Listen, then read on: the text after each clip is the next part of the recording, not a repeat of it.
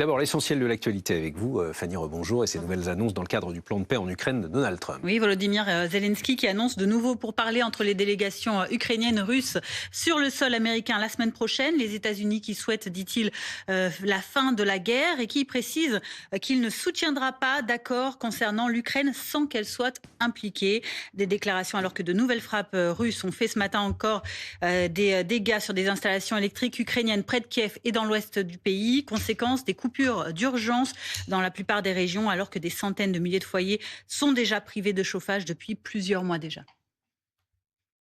Comme un signe de soutien au Groenland, à présent convoité par Donald Trump, la France et le Canada ont inauguré hier l'ouverture de leurs consulats généraux respectifs à Nuuk, la capitale du Groenland. Une reconnaissance du gouvernement local par ces deux pays. Opposé au projet de prise de contrôle américain du territoire autonome danois, le consul général français Jean-Noël Poirier a déjà pris ses fonctions depuis hier.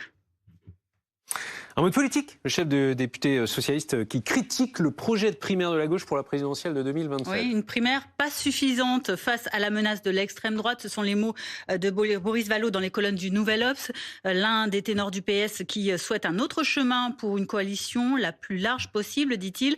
Le projet actuellement porté par le numéro 1 du parti, Olivier Faure, exclut en effet la France insoumise et Place Publique, la formation de Raphaël Glucksmann.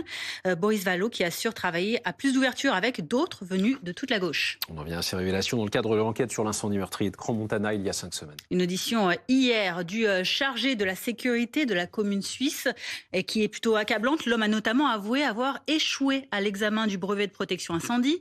Il justifie ensuite le défaut du contrôle annuel du Constellation par un manque d'effectifs et des plannings impossibles à tenir.